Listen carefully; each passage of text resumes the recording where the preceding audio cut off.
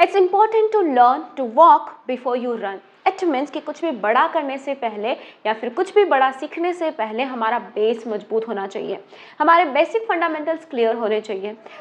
इसीलिए आज की इस क्लास में हम कुछ बेसिक सी चीज़ें सीखेंगे जो कि हमारी इस 90 डेज़ की जर्नी के लिए बहुत ही ज़्यादा इंपॉर्टेंट है, जो कि आज से ही इंग्लिश बोलना शुरू करने के लिए बहुत ज़रूरी है।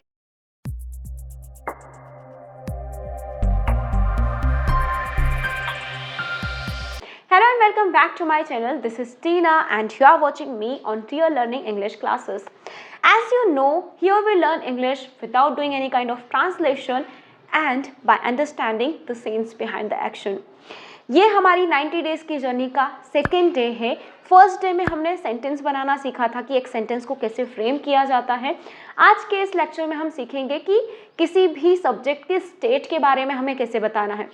जैसा कि मैंने बताया था कि दो तरह के सेंटेंस होते हैं। वैसे तो सेंटेंस बहुत तरह के होते हैं, लेकिन हमें ग्रामर में जाने की ज़रूरत नहीं है। हम सिर्फ दो तरह के ही सेंटेंस पढ़ेंगे। एक ऐसे जिसमें कि हम सब्जेक्ट की स्टेट की बात करते हैं, यानी कि कोई पर्सन कैसा है, कौन है, कहाँ पर है। और कुछ ऐसे सेंटेंसेस होते हैं जिसमें कि हम उसी पर्सन की एक्शन की बात करते हैं, यानी कि वो क्या काम करता है, कब किया था, क्या करेगा, लाइक दिस, राइट। सो आज के सेशन में हम सीखेंगे कि किसी भी सब्जेक्ट के बारे में, उसकी स्टेट के बारे में कैसे बताना है। So let's get start the class now. But before going to start the class, I would like to tell you one thing here कि प्रैक्टिस कैसे करनी है वो हर लेक्चर में मैं आपको बताऊंगी। जो भी हम यहाँ पर सीखेंगे हमें डायरेक्टली उन चीज़ों को अप्लाई करना है, तभी जाकर के आप प्रैक्टिस कर सकते हो। तो हर वीडियो के लास्ट में, हर लेक्चर के लास्ट में मैं आपको बताऊंगी कि जो भी हमने आज की इस क्लास में या फिर जितनी भी हम क्लासेस करेंगे उनमें जो भी हम सीखेंगे उनके साथ प्रैक्टिस कैसे करनी है। और उसके अलावा भी अगर आपको जानना है कि हम खुद से कैसे प्रैक्टिस करें, तो मैंने उस पर एक वीडियो बनाया हुआ है, लिंक आपको डिस्क्रिप्शन में मिल जाएगी, आप वहाँ से उसे देख सकते हो। नहीं समझ में आता है तो मुझे कमेंट में ज़रूर पूछिएगा, I will make one more video on it. अगर आपने अभी तक वीडियो को लाइक नहीं किया है तो वीडियो को लाइक कर दीजिए, चैनल को सब्सक्राइब कर लीजिए और इसे अपने फ्रेंड्स के साथ में या फिर जो भी आपके जानने वाले हैं उनके साथ में शेयर कर दीजिए। एक रिक्वेस्ट है आपसे कि वीडियो को लास्ट तक देखिएगा, तभी जाकर के सारी चीज़ें क्लियर होंगी। आज के सेशन में जैसे मैंने बोला कि हम सब्जेक्ट की स्टेट के बारे में सीखेंगे कि किसी सब्जेक्ट की स्टेट को हम कैसे डिफाइन कर सकते हैं, कैसे बता सकते हैं। इसमें हम देखेंगे कि स्टेट ऑफ बीइंग क्या होता है और बी की फॉर्म्स क्या होती है और कैसे काम करती है, राइट। जब भी आप किसी, जैसे कि हमने पहले भी पढ़ा हुआ है, फर्स्ट लेक्चर में हमने सीखा था कि एक सब्जेक्ट क्या होता है। सब्जेक्ट वो होता है जिसके भी बारे में हम बात करते हैं या फिर वो कोई काम को कर रहा है। यहाँ पर हम सिर्फ उस सब्जेक्ट के बारे में बात कर रहे हैं, वो कोई काम कर रहा है, किसी भी तरह की एक्शन की हम बात नहीं कर रहे, हम सिर्फ उसकी स्टेट की बात कर रहे हैं। फर्स्ट ऑफ ऑल हम देखते हैं कि बी की फॉर्म्स क्या होती है और इनका यूज़ हम कहाँ पर करते हैं और कैसे करते हैं। You can see here that B में इज एम आर जो होते हैं ये V1 का काम करते हैं, यानी कि वर्ब की फर्स्ट फॉर्म का काम करते हैं, राइट, जिन्हें हम प्रेजेंट के टाइम पर यूज़ करते हैं। हमेशा याद रखना कि वर्ब की फर्स्ट फॉर्म प्रेजेंट को ही रिप्रेजेंट करती है। और वहीं पर अगर आप पास्ट की बात कर रहे हो तो वहाँ पर हम यूज़ करेंगे V2 यानी कि वॉज वर्ब का, राइट। बीन और बींग जो है V3 और जो ये बीइंग है यानी कि V4, इनका अभी हमें यूज़ नहीं करना है, इनको हम आगे देखेंगे। अभी फ़िलहाल हमें इनकी कोई ज़रूरत नहीं है। आज के इस लेक्चर में हम सिर्फ इन दोनों का ही यूज़ करना सीखेंगे कि इज एम आर को हम कहाँ यूज़ करते हैं और वॉज वर्ब का यूज़ हम कहाँ पर करते हैं, राइट। जब भी आप किसी सब्जेक्ट की, जैसा कि हमने पहले पढ़ा कि किसी भी सब्जेक्ट की स्टेट के बारे में अगर आप बता रहे हो तो वहाँ पर आप बी की फॉर्म्स का यूज़ करते हो। बी की फॉर्म्स में क्या क्या होता है, इज एम आर होता है और वॉज वर्ब होता है। इज एम आर को आप प्रेजेंट में यूज़ करते हो और वॉज वर्ब को पास्ट में हम यूज़ करते हैं। तो अब स्टेट कैसे पता चलेगा हमें कि हम इसकी स्टेट की बात कर रहे हैं। जब भी आप इन क्वेश्चंस का आंसर देते हो, जैसे आपने बोला कि कोई पर्सन कैसा है, कौन है, क्या है या फिर वो कहाँ पर है। आप कैसा है में क्या अपीयरेंस उसकी या फिर उसकी क्वालिटी की जब आप बात करते हो, अपीयरेंस यानी कि वो दिखने में कैसा है, छोटा है, बड़ा है, गोरा, काला, जो भी कुछ है उसकी अपीयरेंस कैसी है उसे बताने के लिए, जैसे मैंने बोला कि शी इज़ ब्यूटीफुल, राइट। तो यहाँ पर अब शी किसी तरह का कोई काम नहीं कर रही है, मैं उसकी अपीयरेंस बता रही हूँ कि वो कैसी दिखती है, ब्यूटीफुल है, राइट। या फिर उसकी क्वालिटी की अगर हम बात करेंगे तो वहाँ पर भी हम इज एम आर का ही यूज़ करेंगे। या फिर अगर आप उसकी क्वालिटी की बात करोगे कि उसके अंदर क्या क्या क्वालिटीज़ है, लाइक मैंने बोला कि she is a good person, she is a good person. अब यहाँ पर उसकी क्वालिटी की हमने बात कर दी, यहाँ भी वो कोई एक्शन नहीं कर रही है, राइट। तो यहाँ पर भी हमने बी की फॉर्म्स का यूज किया हुआ है। नेक्स्ट हम देखते हैं कि कौन है, कोई पर्सन कौन है। कौन में क्या आप आंसर देते हो, किसी के प्रोफेशन के बारे में या फिर उसका रिलेशन किसी के साथ बताते हो। जैसे आपने प्रोफेशन बताया कि वो एक डॉक्टर है, right, so he is a doctor, ये उसका प्रोफेशन हो गया। रिलेशनशिप बता रहे हो कि वो कौन है, सो ही इज माई फ्रेंड, या आपने उसकी रिलेशनशिप बता दी अपने साथ में कि वो कौन है, वो आपका फ्रेंड है, राइट। थर्ड क्या हो जाता है, क्या है, यानी कि किसी भी प्लेस को डिस्क्राइब करने के लिए, किसी भी पर्सन को डिस्क्राइब करने के लिए कि या ये क्या है, किसी प्लेस को डिस्क्राइब करने के लिए। जैसे मैंने बोला कि this is my house, right, this is a pen, या फिर दिस इज अ लैपटॉप, तो ये क्या हो गया, मैं इसको डिस्क्राइब कर रही हूँ, बता रही हूँ उसके बारे में कि ये क्या है, राइट। तो वहां पर भी आप क्या यूज करते हो, बी की फॉर्म्स का यूज करते हो। फोर्थ आ जाता है कि कोई पर्सन या फिर किसी भी थिंग कि कहाँ पर है, यानी कि उसकी लोकेशन के बारे में बात करना या फिर उसकी पोजीशन के बारे में बात करना। जैसे आपने बोला कि लोकेशन, आपकी अभी की लोकेशन का क्या है, आप कहाँ पर हो, एट ऑफिस हो, मार्केट में हो, घर पर हो, किसी फ्रेंड के घर पर हो, तो ये आपकी लोकेशन हो गई। जैसे मैंने बोला कि I am at my home right now, अभी मैं अपने घर पर हूँ। My friend is at the market, वो अभी मार्केट में है। तो यहाँ मैं लोकेशन की बात कर रही हूँ, इसीलिए मैंने यहाँ पर बी की फॉर्म्स का यूज कर दिया। वहीं पर अगर आप किसी की पोजीशन की बात करते हो, जैसे आपने अपनी पोजीशन बताई कि आप अभी कहाँ पर हो, अपने रूम के अंदर हो, यानी कि आपकी पोजीशन क्या है, अपने रूम के अंदर, तो आप यहाँ पर बोलोगे I am in my room right now, right, मैं अभी अपने रूम में हूँ, so I M in my room. तो यहाँ पर अगर आप किसी भी सब्जेक्ट की लोकेशन या फिर पोजीशन के बारे में बात कर रहे हो, तो वहाँ पर भी हम बी की फॉर्म्स का यूज़ करते हैं। यानी कि कुल मिला करके जब भी आप किसी सब्जेक्ट के बारे में ये बताते हो कि वो कौन है, कैसा है, कहाँ है या फिर क्या है, यानी कि वहाँ पर किसी तरह की आप एक्शन की बात नहीं कर रहे हो, सिर्फ स्टेट की बात कर रहे हो उसकी, तो वहाँ पर हम बी की फॉर्म्स का यूज़ करते हैं। प्रेजेंट के टाइम पर हम इज एम आर का यूज़ करेंगे और पास्ट के टाइम पर, यानी कि जो बीता हुआ टाइम है उसे बताने के लिए हम वॉज वर्ब का यूज़ करेंगे। इज एम आर 3 फॉर्म्स होती है हमारे पास। इज का यूज़ आप हमेशा करते हो सिंगुलर पर्सन के साथ में, जो भी सिंगुलर होता है। जैसे मैंने बोला कि ही इज़ माई फ्रेंड, तो ही कौन है, अकेला पर्सन है, इसीलिए मैंने उसके साथ में इज का यूज़ कर दिया। वहीं पर यू और आई दोनों भी सिंगुलर होते हैं, लेकिन इनके साथ में कभी भी कोई रूल फॉलो नहीं होता, ये कभी प्लूरल की वर्ब को ले लेते हैं तो कभी सिंगुलर की। यहाँ पर हमें यू के साथ में आर का यूज़ करना है और आई के साथ में हम एम का यूज़ करेंगे, और बाकी जितने भी प्लूरल सब्जेक्ट आते हैं उनके साथ में हम आर का ही यूज़ करेंगे। आप सिर्फ इतना याद रख सकते हो कि कोई भी थर्ड पर्सन सिंगुलर अगर है तो उसके साथ में आप इज का यूज़ करोगे। अब थर्ड पर्सन क्या होता है, फर्स्ट पर्सन, सेकेंड पर्सन और थर्ड पर्सन, 3 पर्सन्स होते हैं इंग्लिश के अंदर। फर्स्ट पर्सन वो होता है जो कि बोलने वाला, जिसे यानी कि एक speaker is a first person, और जो सुनने वाला होता है यानी कि लिसनर, वो हमारा सेकेंड पर्सन हो जाता है, और वो दोनों जिसके भी बारे में बात कर रहे हैं वो हमारा थर्ड पर्सन हो जाता है। अगर वो थर्ड पर्सन सिंगुलर है यानी कि एक है, तो वहाँ पर आप हमेशा इज का यूज़ करोगे। वॉज वर्ब में से वहाँ पर हम वॉज का यूज़ करेंगे, और बाकी जितने भी सब्जेक्ट हमारे आते हैं उनके साथ में आप वर का यूज़ करोगे। आई और यू ये दोनों कभी ना तो सिंगुलर में काउंट होते हैं और ना ही प्लूरल में काउंट होते हैं। यहाँ पर आई के साथ हमें एम का यूज़ करना है प्रेजेंट की स्टेट बताने के लिए, और पास्ट की स्टेट बताने के लिए वॉज का यूज़ करना है। और वहीं पर यू के साथ में हम प्रेजेंट की स्टेट बताने के लिए आर का यूज़ करेंगे और पास्ट की स्टेट बताने के लिए वर का यूज़ करेंगे। Now let's see some sentences and try to understand it.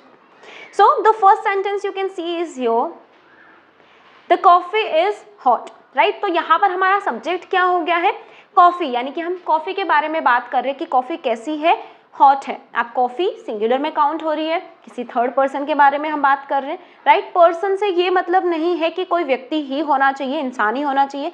किसी भी चीज़ के बारे में आप बात कर रहे हो तो वो थर्ड पर्सन ही होता है, क्योंकि अभी मैं बोल रही हूँ, आपसे बोल रही हूँ, तो मैं स्पीकर हो गई, आप लिसनर हो गए, और हम कॉफ़ी के बारे में बात करें तो कॉफ़ी हमारी क्या हो गई, थर्ड पर्सन हो गई। और हमेशा लिक्विड चीज़ें जो होती है ये सिंगुलर में ही काउंट होती है, इसलिए यहाँ पर हमने क्या यूज़ किया, इज़, क्योंकि हम प्रेजेंट की स्टेट बता रहे हैं कि अभी प्रेजेंट में जो कॉफ़ी है वो कैसी है, हॉट है, right. So the coffee is hot. He is tall, अब हम किसी ही के बारे में बात कर रहे हैं कि वो कैसा है, टॉल है यानी कि लंबा है। वहीं पर आप इसी सेंटेंस को अपने जो भी जानने वाले आप उनको बता सकते हो दैट यू आर शॉर्ट, किसी यू के बारे में आप बात कर रहे हो तो जैसे मैंने बोला कि my friend is tall, right, यानी कि मेरी जो फ्रेंड है वो बहुत लंबी है, सो माई फ्रेंड इज टॉल। वैसे ही आप अपने जो भी फ्रेंड है, हमें प्रैक्टिस ऐसी ही करनी है कि जो भी आप सेंटेंसेस यहाँ पर देख रहे हो, जो भी वर्ड सीख रहे हो, उनको आपको डायरेक्टली अप्लाई करना है, right. So read the sentences with me and speak it loudly and try to practice. So the third sentence is your that the flowers are beautiful. अब यहाँ पर हम फ्लावर्स के बारे में बात कर रहे हैं, फ्लावर्स बहुत ज़्यादा हो गए इसीलिए हमने आर का यूज़ कर दिया, right, that the flowers are beautiful. Listen and repeat. You can do one more thing here, that pause the video and try to read all the sentences loudly. हमें loudly speak करना है, तभी जा कर के हमारी प्रैक्टिस हो पाएगी। ट्रांसलेशन नहीं करना है, कुछ भी मैं सेंटेंसेस आपको नहीं दूंगी कि ये हिंदी में लो और इनको ट्रांसलेट करो, ऐसे ही हमें चीज़ों को डिस्क्राइब करते हुए चलना है, डायरेक्टली अप्लाई करना है जो भी आप चीज़ें सीखते हो, right. So the next sentence is your the room is messy. अब रूम कैसा हुआ, सब कुछ बिखरा पड़ा हुआ है, तो आपने रूम देखा और आपने क्या बोल दिया, that the room is messy, मतलब कुछ भी ऑर्गेनाइज नहीं है, so the room is messy. They are siblings, हम किसी भाई बहन की बात कर रहे हैं कि वो लोग क्या है, वो लोग कौन है, सिबलिंग्स हैं, राइट। सो भाई बहन को हम बोलते हैं सिबलिंग्स, दो है अगर तो सिबलिंग्स, एक है अगर तो सिबलिंग आप बोल सकते हो, वो चाहे भाई हो या फिर बहन हो। सो जैसे आपने बोला कि वी आर सिबलिंग्स, राइट, तो हम दो हैं इसीलिए हमने बोला कि वी आर सिबलिंग्स, राइट। जैसे आपने बोला कि अच्छा वो भाई है या बहन है तो ही इज़ माई सिबलिंग, आप ऐसे भी बोल सकते हो, या फिर आप डायरेक्टली बोल सकते हो he is my brother, she is my sister. The next sentence that she is intelligent, right. अब शी कैसी है, इंटेलिजेंट है, तो आपकी फैमिली में जो भी कोई है आप उसका नाम लेकर के बोल सकते हो that my sister is intelligent, my brother is intelligent, जो भी कोई। आप यहाँ पर भी शी कोई थर्ड पर्सन है, ना तो आप हो ना ही मैं हूँ, कोई थर्ड पर्सन जिसके बारे में हम बात कर रहे हैं, इसलिए हमने क्या यूज़ किया हुआ है, इज़ का यूज़ किया हुआ है, right. Let's see some more sentences. Okay, the water is cold. अब पानी कैसा है, ठंडा है। यहाँ पर भी हम किसकी स्टेट की बात कर रहे हैं, पानी की स्टेट की बात कर रहे हैं कि वाटर कैसा है, कोल्ड है, so the water is cold. We are tired. अब हम अपनी स्टेट की बात करें कि हम कैसे हैं, थके हुए हैं। अगर मैं अपनी स्टेट की बात करूं कि मैं आज कैसी हूं, so I am a bit under the weather today, यानी कि मेरी तबीयत ठीक नहीं है आज कुछ। Next sentence is your that the car is expensive. The car is expensive. अभी क्या करना है ना, हमें चुपचाप नहीं बैठना है, रीड करना है सेंटेंसेस को, मेरे साथ साथ बोलना है, लाउडली स्पीक करना है। जहाँ पर भी आप बैठे हुए हो वहीं पर इनको रिपीट करना है बार बार, तब जा करके ये हमारी टंग पर सेट होने लगेंगे और माइंड में हमें याद रहेगा कि अच्छा इस वर्ड को क्या बोला जाता है।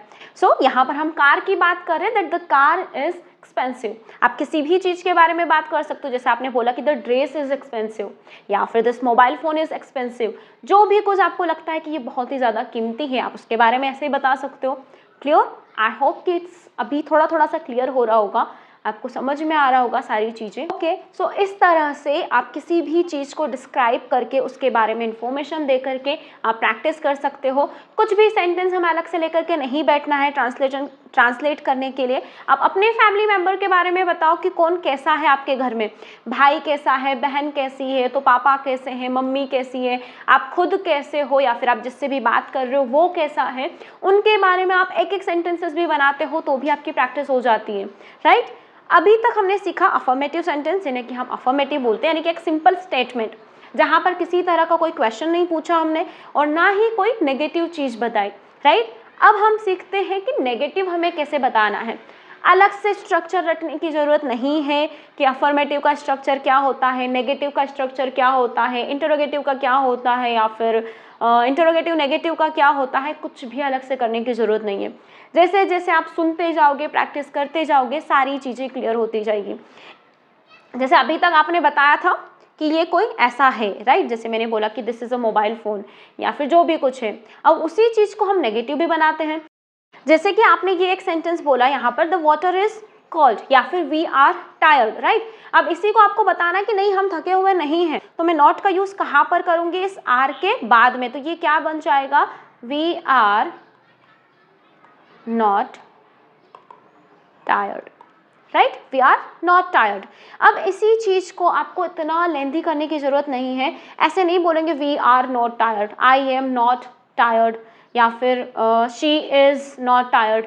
हम बोल सकते हैं डायरेक्ट कॉन्ट्रैक्ट फॉर्म में हमें यूज़ करना है, दैट वी आरंट, या फिर you aren't, she isn't tired, she isn't tired. Let's see some more negative sentences कि हम किसी चीज़ को नेगेटिव कैसे बना सकते हैं।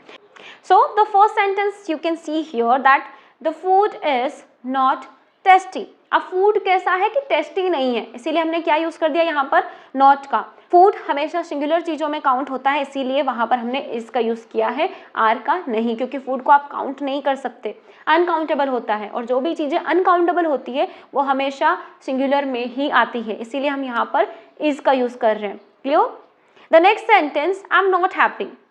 Although I am happy, but to make the sentence I am not happy, right, यानी कि आप खुश नहीं हो, मैं खुश नहीं हूँ, so I am not happy, I am not happy, ऐसे नहीं बोलना है इसको आप। हालांकि आप ऐसे भी बोल सकते हो, लेकिन क्योंकि फ्लुएंसी हमें हमारी मेंटेन करनी है, तो आपको हमेशा कॉन्ट्रैक्ट फॉर्म में बोलने की कोशिश करनी चाहिए कि जितना हो सके हम कॉन्ट्रैक्ट में बोले। So I am not happy, I am not happy, listen and repeat. They aren't, they are not, so they aren't interested, they aren't interested, या फिर they are not interested। अगर आप emphasize करना चाहते हो उस एक्शन को कि वो इंटरेस्टेड नहीं है, राइट, तो वहाँ पर आप इसको अलग अलग भी बोल सकते हो, that they are not interested, they are interested, they are not interested, right। The weather is not good, the weather isn't good, या फिर the weather is not good, the weather isn't good, the weather isn't good today। Repeat करना है, loudly बोलना है, चुपचाप नहीं बैठना है। क्लियर? सो आज की क्लास में हम इतना ही रखते हैं, हमें इज एम आर के साथ में ही प्रैक्टिस करनी है, प्रेजेंट के सब्जेक्ट की ही स्टेट बतानी है, पास्ट के स्टेट के बारे में कैसे बात करनी है और फ्यूचर के स्टेट के बारे में कैसे बात करनी है, ये हम नेक्स्ट लेक्चर में सीखेंगे। नेक्स्ट क्लास में हम ये सीखेंगे किसी प्लेस को या फिर किसी पर्सन को इंडिकेट करके कैसे बताना है, यानी कि दीज, दैट, दोज और दीज का यूज़ कहाँ पर करना है, देयर का यूज़ कहाँ पर करना है, ये सारी चीज़ें हम नेक्स्ट क्लास में सीखेंगे। बट आज की क्लास में हम इतना ही रखते हैं। अब यहाँ पर हम जानते हैं कि हमें प्रैक्टिस कैसे करनी है, राइट। सीखना ही काफ़ी, मैं हर अपनी क्लास में बोलती हूँ कि सीखना ही काफ़ी नहीं होता है, हमें उसके साथ में प्रैक्टिस भी करनी है। वही पुरानी घिसी पीटी वाली मेथड हमें नहीं फॉलो करना है कि नहीं हम सब्जेक्ट सेंटेंस लेकर के बैठ गए और उनको ट्रांसलेट करना शुरू कर दिया, नहीं करना है हमें ऐसा, राइट। प्रैक्टिस कैसे करनी है, जो भी चीज़ें आज की क्लास में आपने सीखी है उनको हमें डायरेक्टली अप्लाई करना है। जैसे एक छोटा सा पैराग्राफ है यहाँ पर, you can C like this, आपको भी ऐसे प्रैक्टिस करनी है। आप अभी के लिए आप एक काम कर सकते हो, वीडियो को पॉज करो और इसको रीड करने की कोशिश करो loudly, right.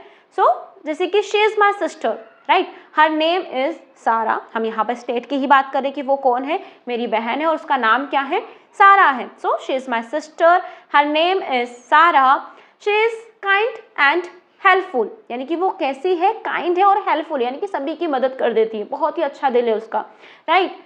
I am lucky to have such a great sister. I'm lucky to have such a great sister. I'm lucky to have such a great sister. ऐसे ही हमें प्रैक्टिस करनी है लाउडली स्पीक करके। Clear? We are a happy family.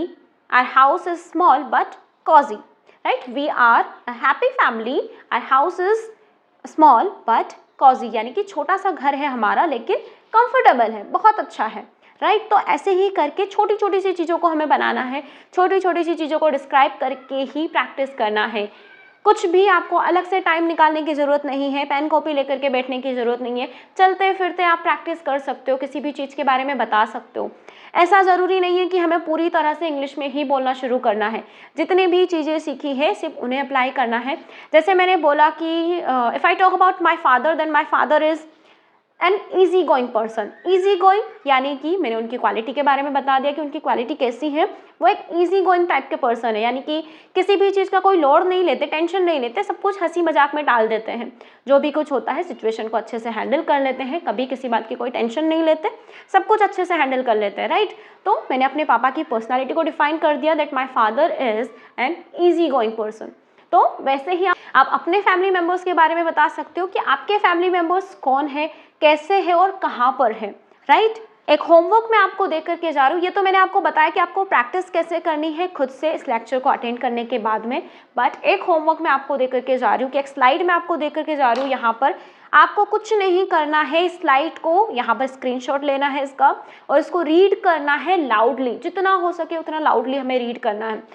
समझने की कोशिश करनी है कि इसमें कहाँ पर कैसे इज एम आर का यूज़ हुआ है, कैसे एक्शन का यूज़ हमने नहीं किया है इसमें, बिल्कुल भी स्टेट का हमने कैसे यूज़ किया है, कैसे स्टेट को बताया है किसी सब्जेक्ट के बारे में।